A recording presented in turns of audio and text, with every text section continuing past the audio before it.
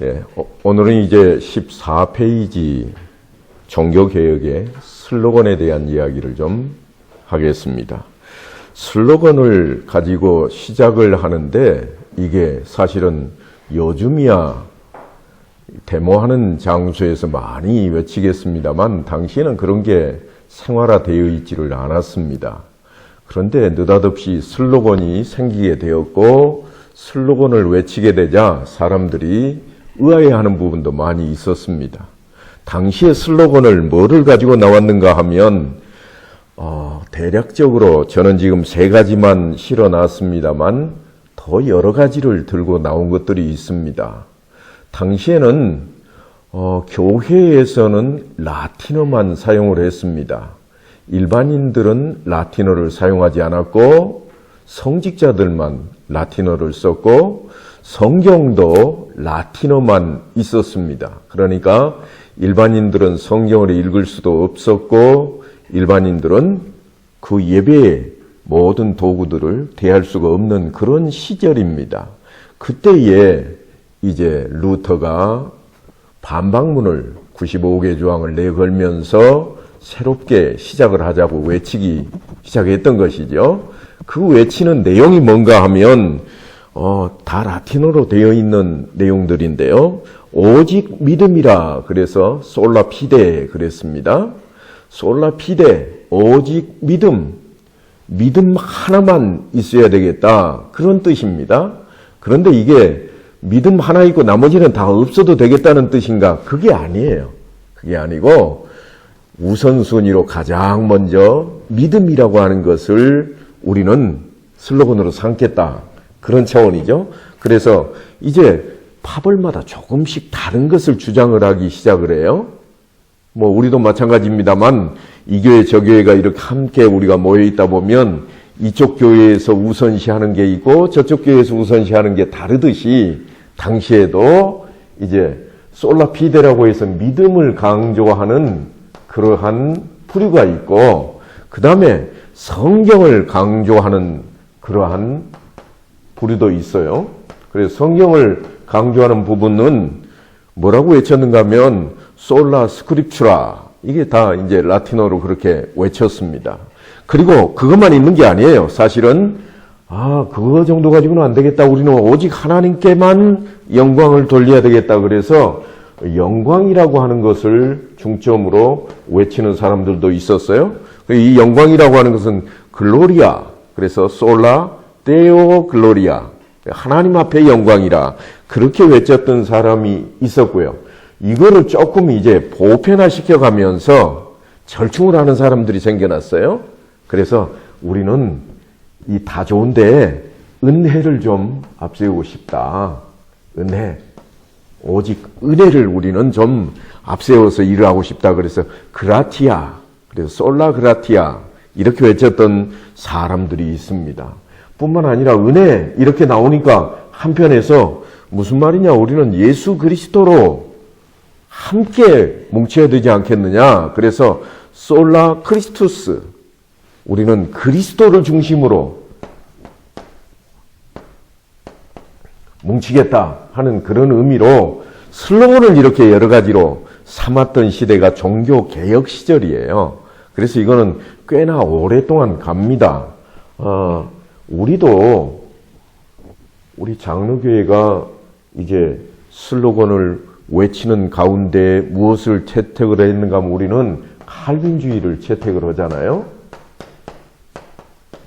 칼빈주의를 우리는 채택을 하고 칼빈의 5대 강론을 우리가 채택을 해버립니다. 그래서 이 5대 강론이라고 하는 것은 뭘 이야기하는가 하면 전적인 타락이라고 하는 것을 첫째로 삼고요. 인간은 전적으로 타락했다. 그리고 하나님께서 그런 인간을 무조건적으로 선택했다. 두 번째로는 무조건 선택을 택하고요. 그렇게 무조건 선택을 택할 때 하나님께서 어떻게 하시는가 하면 제한적인 속죄를 하신다.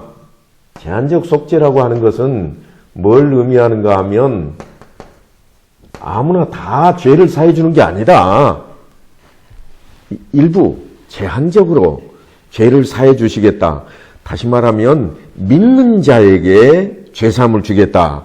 그래서 제한적인 속죄가 있는데 이러한 것들이 어떻게 우리에게 다가오는가 하면 불가항력적인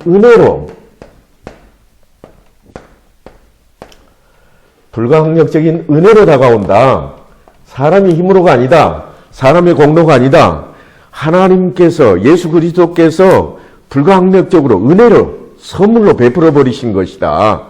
이렇게 하고 다음에 마지막으로 5대 강론에서 마지막으로 등장하는 게 뭔가 하면 성도를 이끌어 가신다. 그래서 성도의 견인이라 그래요.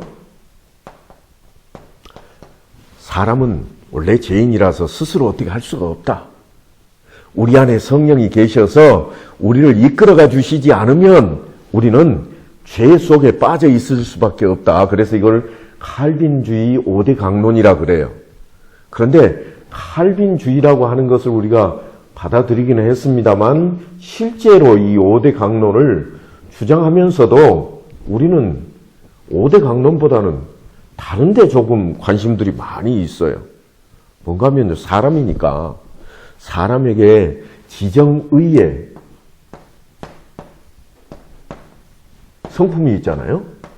지적인 것과 정적인 것과 거룩에 대한 의에 대한 이런 것들이 있는데 칼빈주의는 칼빈이 내세운 그 5가지 조항에 따라서 가다 보면 그게 무엇을 근거로 삼는가 하면 실제로는 솔라 스크립추라 오직 성경을 가장 모토로 삼는 거예요. 그게 오직 성경. 그래서 흔히 말하기를 좀 율법화되어 있다. 그렇게 받아들이기 쉬울 정도로 가지고 있는 거예요.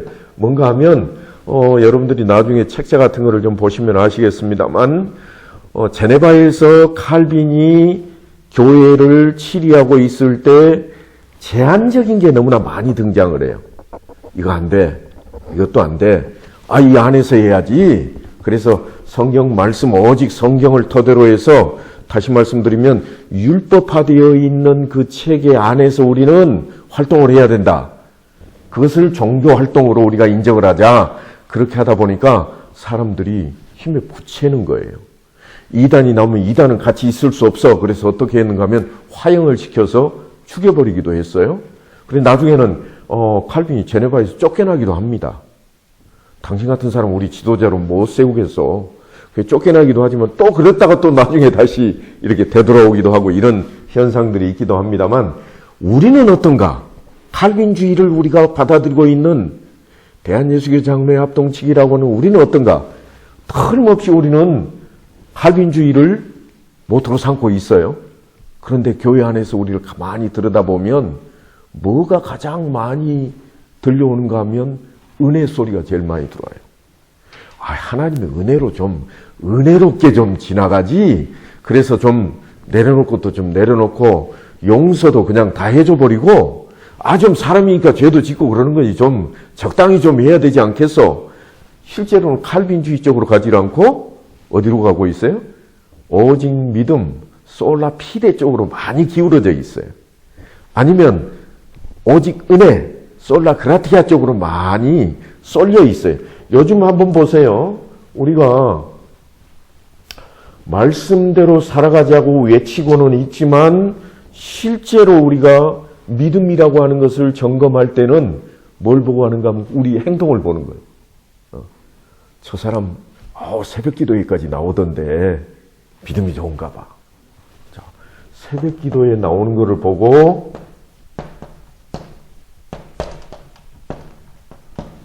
믿음이 좋다 나쁘다를 우리가 판가름을 많이 해요. 이야기를 많이 해요. 그러니까 이게 무슨 얘기인가 하면 우리가 이 믿음에 대한 거를 실제로는 그가 무엇을 믿는가? 믿음이 뭐죠? 예수 그리스도. 예수 그리스도를 믿는 믿음이어야 되는 거죠. 예수 그리스도께서 왜 예수 그리스도인가 하면 전 시간에도 말씀을 드렸지만 죄사함이라고 하는 것이 우리에게 있기 때문이에요. 죄사함이라고 하는 것은 하나님 앞에 갈 수 있는가 없는가? 하나님 앞에 서려면 죄가 없어야 되고, 죄가 없으려면 죄 사함을 받아야 돼요. 우리 인생은 어차피 다 죄를 짓고 살았고 원죄를 가지고 있기 때문에 죄 사함을 받아야 되는데, 이 죄 사함이 예수 그리스도께서 우리의 죄값을 대신 짊어지시고 제물이 되셨으니까, 그래서 우리는 그 예수를 믿는 거예요. 죄 사함은 우리 죄값을 대신 치르신 그 예수를 믿는 것인데, 새벽 기도에 나오면 이 믿음과 어떤 관계가 있는가? 실제로는 아닐 수도 있지만요. 믿음이 좋아서 나오실 수 있어요. 예수를 잘 믿고 그래서 나오실 수 있는데, 새벽 기도에 나오시는 분들 중에 혹간에는 나는 잘 보여야 돼. 그래서 내가 장로 아들인데 우리 아버지 저기 체면이 있지. 내가 잘해야 돼. 그래서 예수는 믿지도 않으면서 얘가 새벽같이 교회로 오는 거예요. 교회로 와요. 그래가지고 새벽 기도에 딱 마치고 나면 찬송 부르면 집에 가는 거예요. 그런데 얘가 예수를 믿는가? 믿지 않는 애가 있다니까요. 믿음이 없이 그러는 사람이 있어요. 그래서 성경이 뭐라고 그러는가 하면 너희 행실을 보고 라는 이야기를 하는 거예요. 어떤 행실을 보는가? 이 행실을 본다는 게 아니에요. 마태복음 5장 16절에 보면 이렇게 되어 있어요. 너희 빛이 사람 앞에 비치게 하여.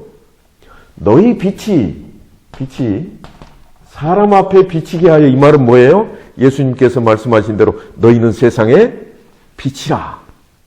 그러니까 내가 세상의 빛이 되려면 내가 하는 그 행동이 어때야 되는가? 사람들 보기에 올바라야 되는 거죠. 그 빛이어야 되니까요. 그 빛이어야 되는데, 그래서 어떻게 하겠다고 하는가 하면 너희 빛이 사람 앞에 비치게 하여 너희의 착한 행실을 보고. 그러니까 착한 행실이라고 하는 게 나중이에요. 너희의 빛이, 너희의 예수 그리스도에 대한 그 믿음이 드러나는, 다시 말씀드리면 예수 그리스도를 믿음으로 말미암아 감사하고 은혜에 그냥 감동되어서 내가 행동을 어떻게 할 것인가? 선한 행동을 하게 된다고 하는 거죠. 그 행실이 사람들이 보고 하늘에 계신 너희 아버지께 영광을 돌리게 하라. 이게 예수님께서 마태복음에서 우리에게 주지시키는 내용이잖아요. 그래서 이 믿음이라고 하는 것이 어디 가 있는가 하는 게 가장 중요한 거죠. 교회라고 하는 것은 믿음이 없으면 그냥 종교 활동이 돼버리고 말아요. 그래서 이 믿음이라고 하는 것을 바탕으로 들어서야 되고, 그래서 솔라 피데라 하는 말이 생겨났는데, 솔라 피데라고 하는 것이 생겨났지만 우리는 평가할 때 저 사람 새벽기도에 잘 나오고 믿음 좋을 거야, 이렇게 해버린다고 하는 거죠. 우리는 이렇지만 예를 들면 히브리인들은 10의 1조를 성전에도 내지만 어떻게 하는가 하면 매 7년마다 면제년을 만들고 10의 1조를 더 따로 떼가지고 가난한 이웃들을 나눠주게 돼 있어요. 근데 실제로 그 사람들 그렇게 해요. 우리는 그걸 잘 못하지만 히브리인들은, 그러니까 그 7년째 되는 애는 10의 2조를 내는 거죠. 가난한 사람들을 많이 도와요.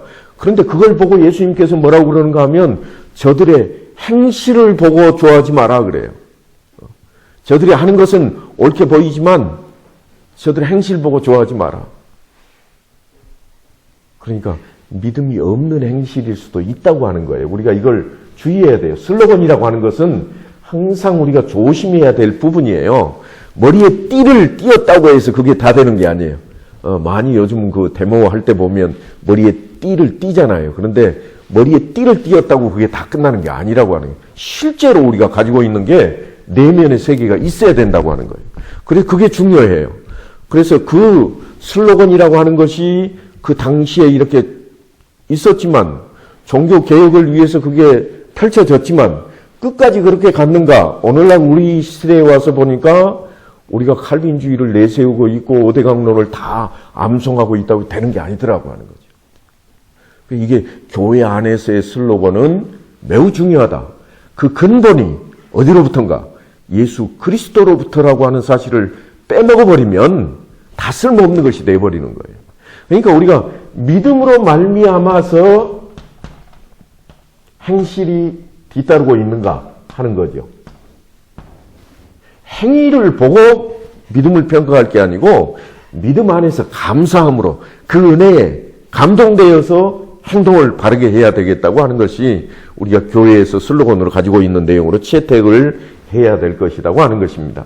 자, 이와 같은 슬로건들을 중심으로 해서 이 유럽 지역의 종교적인 그 개혁의 형태들이 조금씩 달라졌어요. 그래서 루터파, 솔라 피데를 중심으로 해서 독일과 동부 유럽 쪽에 있는 그 나라들이 한 뭉치로 이렇게 모여서 그 슬로건을 향해서 외치고 나아갔고요.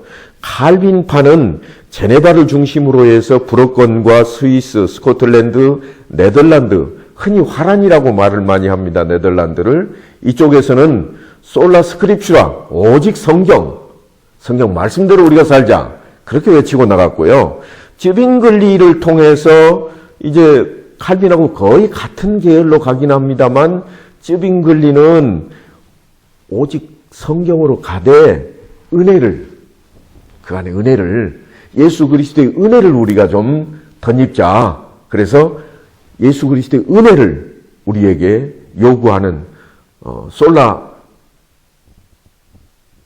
그라티아라고 하는 것을 내세워서 이제 함께 이끌어 가게 되죠. 뿐만 아니라 제세례파도 서부 유럽 쪽에서 한참 번성을 했고요. 영국은 다른 나라들하고 달리 그냥 국교가 하나가 만들어져 버립니다. 영국의 국교는 나중에 우리에게 아주 중요해요. 나중에 제가 이제 설명을 좀 드리겠습니다만, 그 다음에 또 하나는 예수회라고 그래서 로만 캐토릭 안에서 개혁주의를 내세우는 사람들이 생겨요. 다시 말씀드리면 신부들 안에 우리 로만 캐토릭을 좀 바꿔보자 하는 그러한 사람들도 생겼다고 하는 거죠. 이게 개혁에 대한 형태들이에요. 그 다음에 칼빈의 5대 교리는 아까 제가 설명을 들었으니까 넘어가겠습니다. 그 다음에 중요한 게 그 시대를 지나오면서 종교회의가 아직도 진행이 되고 있어요. 우리가 지난 시간에 주요 종교회의를 여러 가지를 살펴보았습니다만, 이 종교회의는 이단 세력들을 막아내고 그 다음에 예수 그리스도 신론에 대한 것들을 변증하는 그런 역할들을 해왔는데요.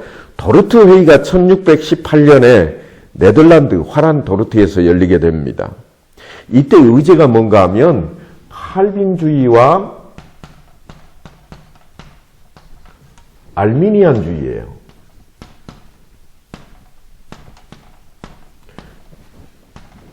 자, 칼빈주의는 오직 성경을 외친다고 그랬죠? 그러면 알미니안주의는요, 행위를 외치는 거예요. 성경을 여러분들이 설교 들으시면서 많이 접했을 겁니다만, 뭔가 하면 이신칭의라,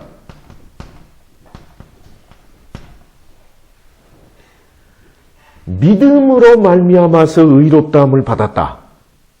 믿음으로. 그러니까 이걸 이신칭이라 그래요. 그러니까 예를 들면 루터나 혹은 칼빈이나 쯔빙글리나 다 이런 계열에 속하는데, 알미니안파는 뭔가 하면 이신득의예요.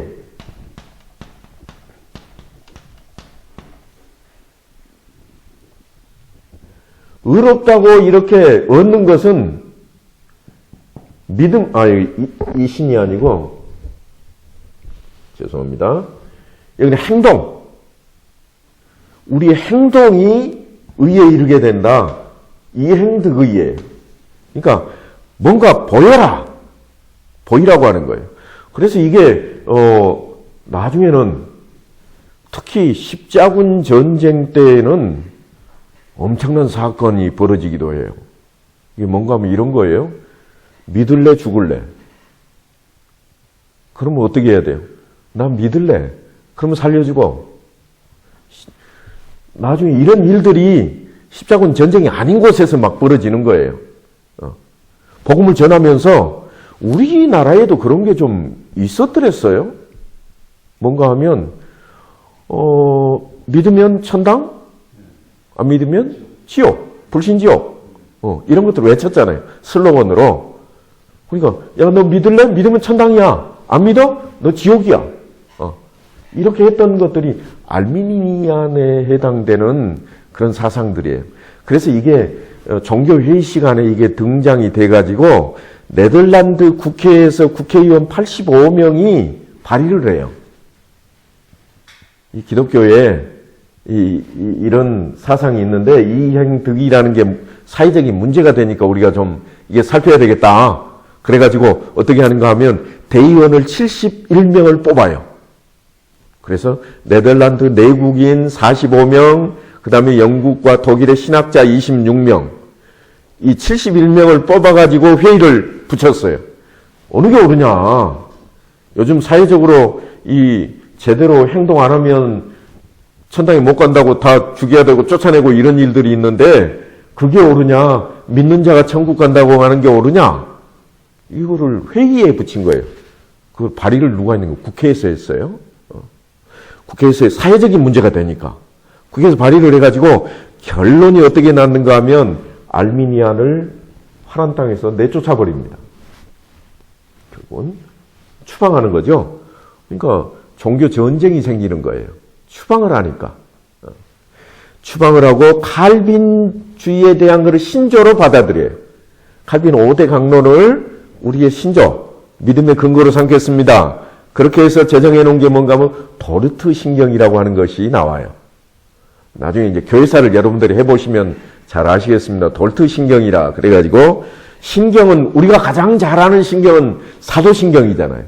그런 것처럼 도르트 회의에서 만들어 놓은 도르트 신경이 새롭게 나오고 하이델베르그 요리문답이 그때 등장을 합니다. 하이델베르그에서 그 종교 지도자들이 만들어 놓았던 요리문답은 뭘 보고 요리문답이라고 그러는가 하면 성경을 문답식으로 축약해 놓은 것을 요리문답이라 그래요. 여러분들이 이제 그 세례 받을 때 소리문답 뭐 이런 거 많이 해 보셨을 거예요. 묻고 답하고 이렇게 되어 있어요. 그게 성경을 요약해 놓은 거죠. 그래서 결과적으로 개신교가 그 안에서 안정이 되었어요. 칼빈주의를 받아들이고 알미니안주의를 내쫓아버림으로 인해서 서로 안 다투게 됐으니까 안정은 됐어요. 그렇게 해서 뭐가 생겨나는가 하면 나중에 영국 국교에서 어떻게 예배드릴까? 어떻게 우리는 좀 정치를 할까? 이런 것들을 하는데 도움을 주는 회의가 됐어요. 바로 아래로 가면 웨스트민스터 회의라는 게 있어요. 웨스트민스터라고 하는 지역이 웨스트 서쪽이죠. 민스터의 서쪽. 민스터 서쪽에 있는 그 지역에서 모임을 갖습니다. 그러니까 성당에서 모였겠죠. 거기 모인 회원이 목사가 121명, 상원의원이 10명, 하원이 20명, 기타 4명. 이렇게 1643년 7월부터 1649년 2월까지 상당히 긴 기간 동안 모여서 뭐를 했는가 하면 예배법에 대한 거를 정해요. 우리가 예배를 어떻게 드릴까? 그러면 예배 드릴 때는 처음에는 우리가 묵도를 합시다. 우리 예배 순서에 보면 그렇게 나오죠, 그죠? 그래서 처음에는 인내, 그 다음에는 기도 순서를 넣읍시다. 찬송을 넣읍시다. 교동문도 여기다 추가로 해서 넣읍시다. 이런 거를 이제 만드는 게 예배법이에요. 그 다음에 교회 정치는 뭘 말하는가 하면 교회 안에서 어떻게 조직을 이끌어갈 것인가. 교회도 사람의 모임이니까 질서가 유지가 돼야 돼요. 질서가 유지되려면 정치가 있어야 돼요. 정치에는 여러 가지 정치가 있습니다.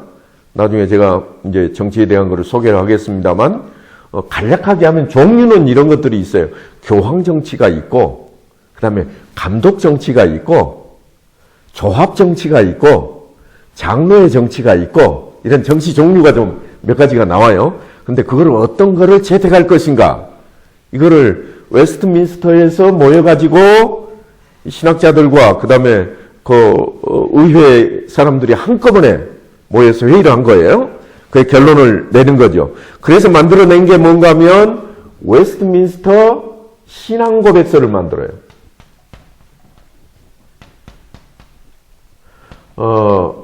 지금 우리 헌법책 맨 뒤쪽에 보면 신도 개요서라고 나올 거예요. 그게 그 당시에 만들어 놓은 걸 번역해 놓은 거예요. 말이 조금 우리하고 좀 안 맞는 부분도 있긴 하지만 그거를 될 수 있으면 그대로 번역을 해 놓은 게 신도 개요서가 있어요. 그 다음에 헌법책 앞쪽에 보면 신조가 있고 그 다음에 요리문답이 나와요. 소요리문답과 대요리문답이 나오는데요. 이 대소요리문답을 이 회의에서 만들어내요. 그러니까 그냥 만들어낸 게 아니고요. 회의를 통해서 만들어내고 있는 거예요. 그 다음에 그 소요리문답이나 대요리문답을 보면 그 안에 중심이 뭐가 되어 있는가 하면 십계명하고 주기도문이 중심이 되어 있어요. 이 십계명과 주기도문을 어떻게 해석을 하고 어떻게 풀어서 우리가 이해하고 지켜나갈 것인가, 이런 내용들이 이 안에 들어있는 거죠. 그래서 이게 아까도 제가 설명을 했지만 도르트 회의의 영향을 많이 받았다고 그랬잖아요. 도르트 회의가 어떤 회의였는가 하면 칼빈주의하고 알미니안주의가 서로 부딪혔던 회의였고, 알미니안이 패퇴하고 칼빈이 일어섰던 그런 회의였으니까 칼빈주의 영향을 많이 받게 되는 거죠. 칼빈주의를 가장 명백하게 표현을 해놓은 게 이 웨스트민스터 회의에서 채택한 신앙고백서예요. 그래서 각국에 퍼져 있는 장로교회가 모두가 다 이 신앙고백서를 채택을 하는 거죠. 물론 우리 교단도 마찬가지예요. 이거를 채택을 했어요. 그래서 이게 대단히 중요합니다. 웨스트민스터 신도개요서, 신앙고백서라고 하는 건 그래서 우리 교회에 아주 중요한 자리를 차지하고 있습니다. 자, 이게 이제 세계적인 교회의 흐름에 대한 이야기였어요. 이야기는 나중에 한 번 더 제가 살펴볼 겁니다만은, 그렇다면 교회사 시간은 아니지만 그래도 국내의 교회사가 어떻게 흘러갔는가 하는 것도 잠깐은 좀 살펴봐야 교회론에 대한 이야기를 이어갈 수가 있겠어서 제가 좀 살펴보고자 합니다. 우리나라의 기독교 전례는 실제로는 로만 캐토릭이 먼저입니다. 천주교가 먼저 들어왔어요. 네, 천주교가 먼저 들어오고 개신교가 나중에 들어오게 돼요. 그래서 우리나라가 좀 독특합니다. 다른 나라하고. 물론 선교사들이 들어왔어요. 하지만 선교사들만 그냥 들어온 게 아니고 번역 성경을 가지고 들어와요. 아주 대단히 중요한 역할을 한 거죠. 그냥 라틴어나 혹은 무슨 영어 성경 가지고 와서 그 영어로 막 이야기하는 게 아니고 우리말로 번역이 되어 있는 성경을 들고 들어오는 거예요. 그러니까 아주 접하기가 쉬워지는 거죠. 우리말로 번역이 되어 있다. 그러니까 누가 대상이 되겠어요? 귀족들이 아닌 중산층이 혹은 천민들이 대상이 되어버리는 거예요. 그럼 귀족들은요, 귀족 양반들은 한문해야 되잖아요. 물론 한자 성경도 들어왔지만, 그래서 우리나라에서는 이 귀족보다는 오히려 중산층이 이것 때문에, 번역 성경 때문에 더 쉽게 예수를 접하게 됐던 거예요. 우리나라 그 선교사를 보면 그래서 대체적으로 중산층 이하에 있는 분들이 많이 모이게 되는 그런 현상을 보게 되는 거죠. 자, 이렇게 해서 우리나라의 기독교가 전례가 되고요. 전례가 되고 나서는 이제 선교사들이 들어왔으니까 뭔가 조직을 해야 되겠죠. 예배당도 지어야 되고 모이는 인원도 만들어야 되고 또 우리말로 가르쳐야 되니까 신학교도 세워야 되고 이런 일들을 해야 되지 않겠어요? 그래서 1901년에 뭐를 세우는가 하면 공의회를 형성을 합니다. 공의회. 우리말로 공의회라고 되어 있지만 실제로는 교회다 그런 뜻이에요. 지금도 우리가 교회 안에서 1년에 한 차례씩은 최소한 모이는 거를 공동의회라고 그러잖아요. 그게 공의회예요. 그래서 교회라고 하는 것을 맨 처음에 1901년에 이룰 때에는 선교사 25명, 그 다음에 장로님 3분.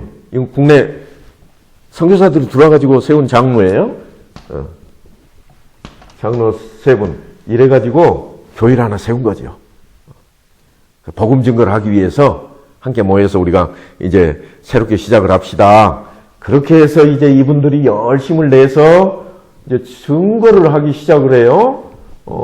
그래서 전하고 돌아다니다 보니까 무슨 일이 벌어지는가 하면 1907년은 우리에게 아주 중요합니다. 미국에서는 이때 좀 안 좋은 일이 벌어져요. 미국에서는 어떤 일이 벌어지는가 하면 사회적으로 그냥 막 다 쪼개지고 불황이 일어나고 뭐라고 그래야 될까요? 이제 못 살겠다 막 무너지고 막 이런 때인데 우리나라에서는 1907년에 평양 대부흥 운동이 일어나요.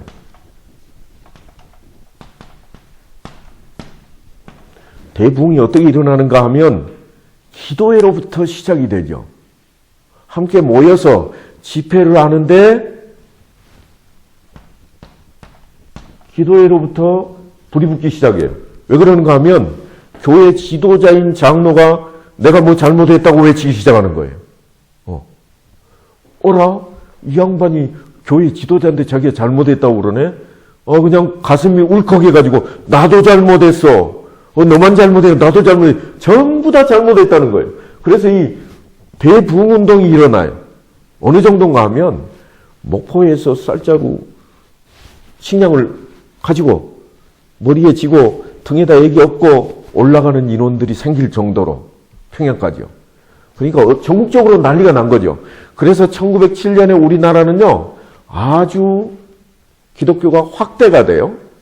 그래서 선교사 38인과 장로 40명, 그 다음에 평양신학교에서 졸업한 졸업생들, 다시 말하면 목사 안수를 했는데 7명을 안수해요. 이때 우리가 생각하는 유명한 분들이 그때 많이 이렇게 목사 안수를 받습니다. 그 7명을 목사 안수하면서 생겨난 게 뭔가 하면 동로회가 생겨요. 동로회다 그 말은 이제 노회가 생기는 거예요. 교회가 하나가 아닌 거예요. 교회가 여러 개가 생겼어요. 총회는 아닙니다. 동로회가 생겨요. 동로회가 생겨서 그때 처음 한 일이 뭔가 하면 신학교 학생들에게 목사 안수도 좋겠지만 선교사를 파송합니다. 제주도에 저 섬 제주도에다 우리가 그래도 이제 노회를 세웠으니 기념으로 우리가 선교사 1명 파송합시다. 외국에서 우리 이 땅에 들어와가지고 복음 증거해주고 이렇게 교회를 세우게 해주셨으니 얼마나 감사합니까? 우리도 합시다. 그래가지고 이기풍 선교사를 그때 파송을 합니다. 지금도 제주도에는 이기풍 선교사 기념관도 있고 이렇게 잘 돼 있어요. 그래서 이기풍 선교사를 처음으로 선교사로 제주도에다가 파송을 하죠. 그 일이 이렇게 일어나면서 이제 교회들이 전국적으로 막 생겨나기 시작을 했어요. 그 다음에 선교사들도 더 많이 들어왔고요.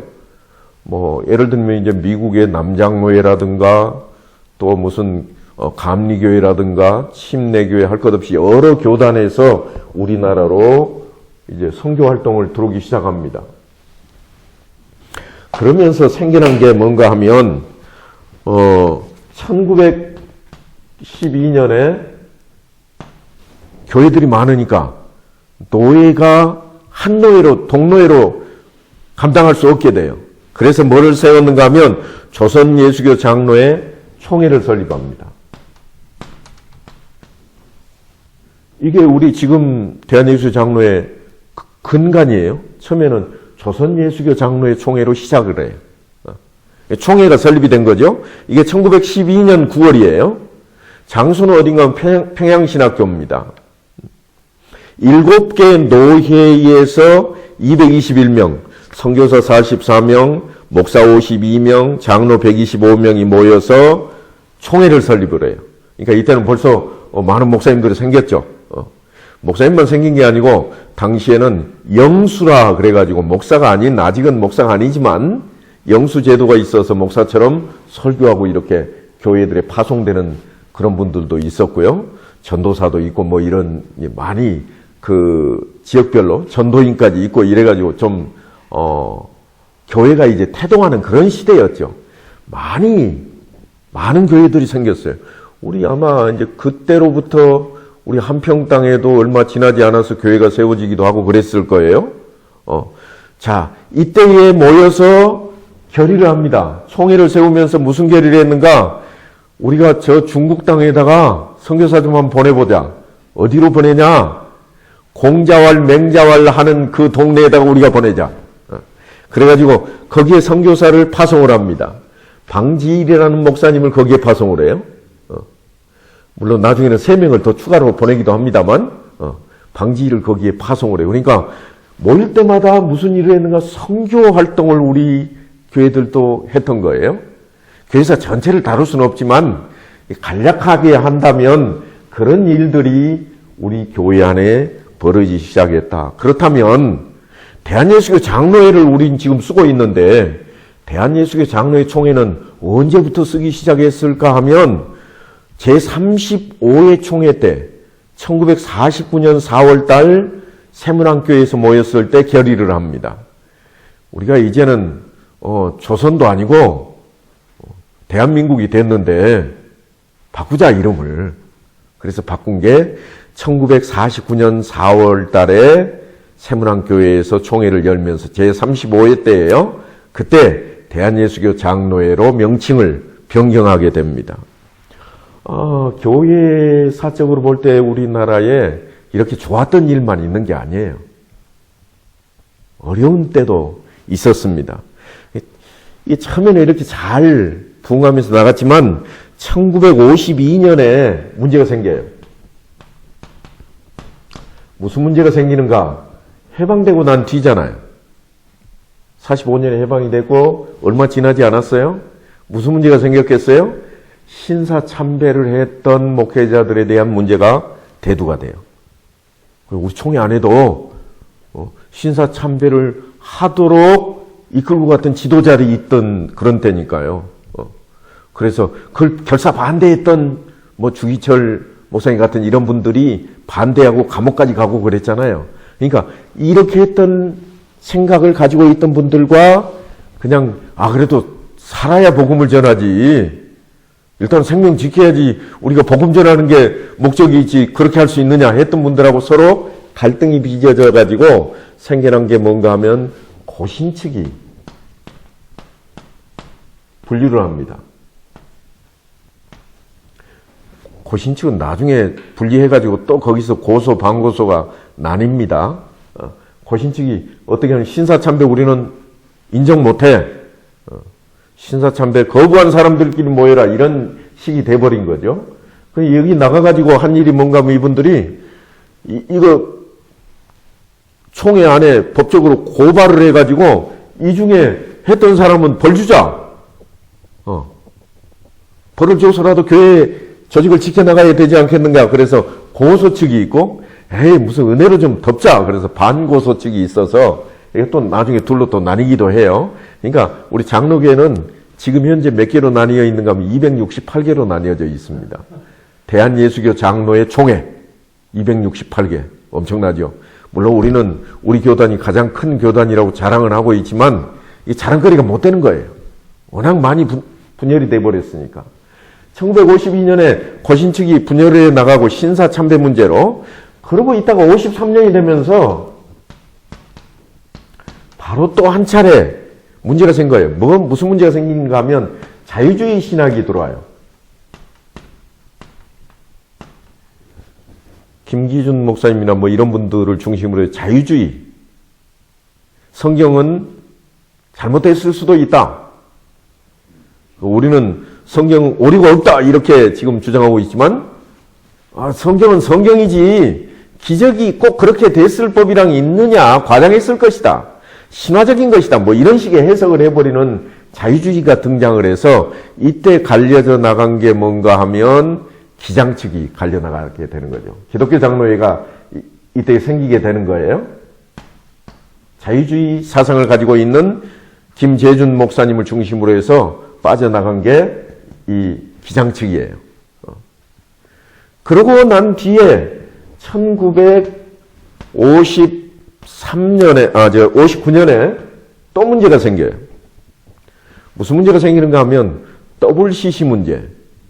어디에도 복음은 있다, 구원은 있다 하고 외치는 쪽이에요. 그래서 이 WCC 문제가 생겨요. WCC 문제가 생기면서 WCC는 우리말로 번역을 하면 세계교회협의회예요. 세계교회협의회. 그리고 에큐메니칼 운동이 벌어져요. 에큐메니칼. 좀 더 우리식으로 번역을 하자면 지역 특색에 맞게 이런 거예요. 에큐메니칼은 좀 과장을 해서 설명하자면 이런 거죠. 아예 한국 사람들한테는 복음 전하려면 제사 지내라고 해야 돼. 제가 과장해서 설명을 하는 거예요. 그러니까 환경에 맞게 해야 되지 않느냐. 토착화라고 하는 거예요. 토착화. 토착화 신앙을 만들어내는 거예요. 이게 에큐메니칼인데 이거로 인해서 1959년에 갈려나간 게 통합측이에요. 물론 지금 우리 국내에 굴지 교단이 돼 있죠. 다 갈려나간 게 큰 교단들이잖아요. 그랬다가 고신측이 1960년에 한번 다시 야 우리 합하자. 고소방고소로 싸워보니까 이게 말도 아니다.